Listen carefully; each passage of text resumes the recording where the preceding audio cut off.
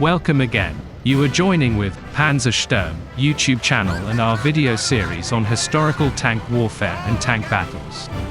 Today I am going to explain about Nashorn, a German tank hunter known as the sniper of the tank warfare in the Second World War. The Nashorn, German meaning for rhinoceros, initially known as Hornis or in German, Hornet, was a German Panzerjäger, tank hunter, of World War II. It was developed as an interim solution in 1942 by equipping a light turretless chassis based on the Panzer III and Panzer IV tanks with the 8.8 cm Pak 43 anti-tank gun. Though only lightly armored and displaying a high profile, it could penetrate the front armor of any Allied tank at long range, and its relatively low cost and superior mobility to heavier vehicles ensured it remained in production until the war's end.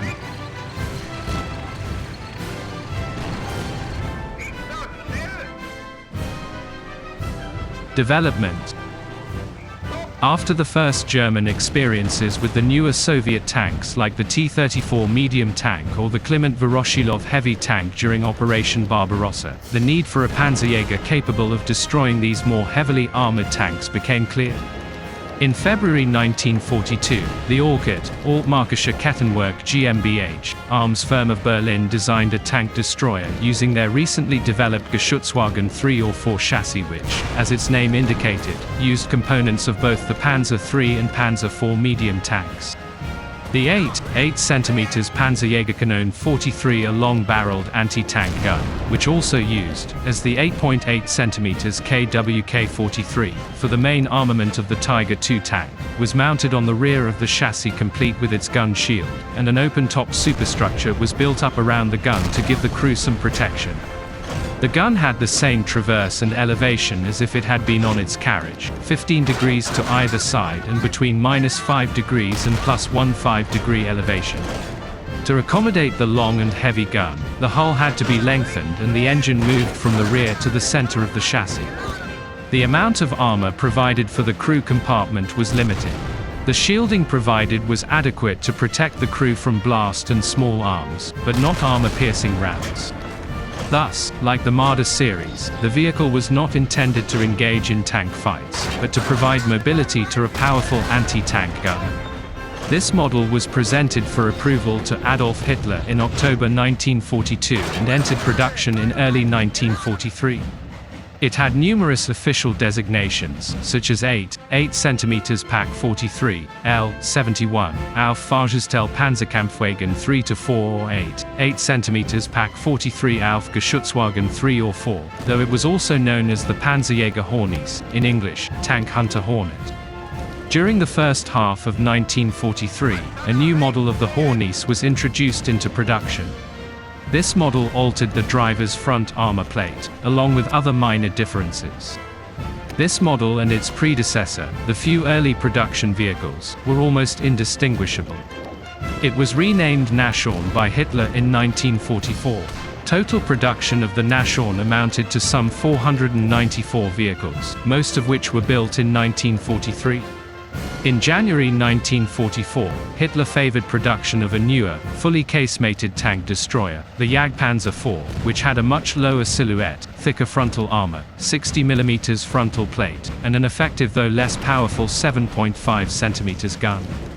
Though still primarily an ambush weapon, this vehicle was better built for armored engagements. Production of the Nashorn continued into 1945, although at a slow pace.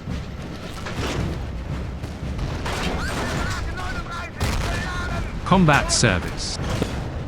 The Hornis, otherwise Nashorn, was issued to the heavy anti-tank battalions. Schwere Panzerjäger Abteilungen 6 would eventually be equipped. Schwere Panzerjäger Abteilung 560, 655, 525, 93, 519 and 88.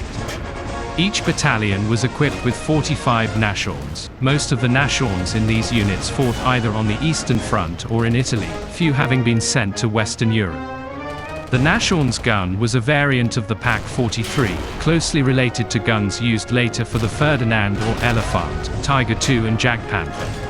Its tungsten carbide called round, the PZGR 40/43, was capable of penetrating 190 mm of rolled steel armor at a 30 degrees angle of impact at a distance of 1,000 meters.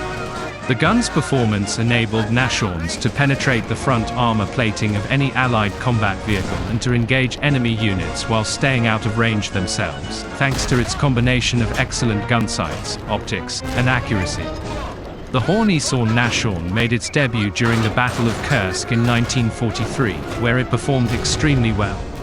The ability to engage the enemy at long distances negated the disadvantages of its light armor, lack of a roof and a large profile, and revealed that the weapon was well suited to the open and flat steppes that made up much of the landscape of the Western Soviet Union.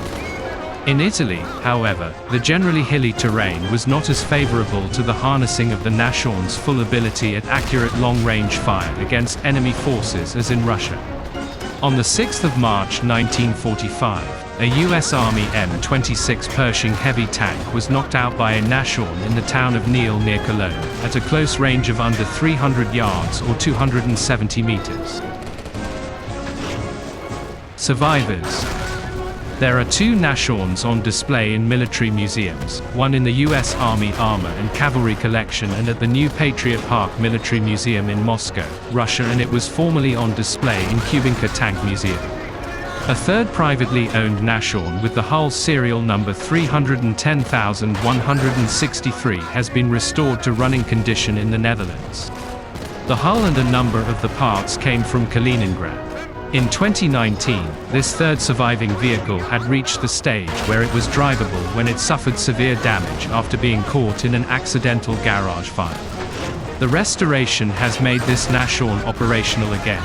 The engine and steering system are not original due to cost. The engine is a Deutz FL 12814 volts 12, while the steering system was taken from an FV 432. The tracks were originally of World War II vintage, but they proved too brittle and have been replaced with newly manufactured tracks.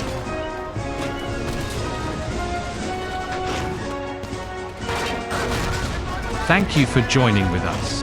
If you are interested about tank history or modern warfare history, please like, subscribe and share our videos. Keep in touch for more videos on more tank facts and historical facts on tank warfare. And see you again.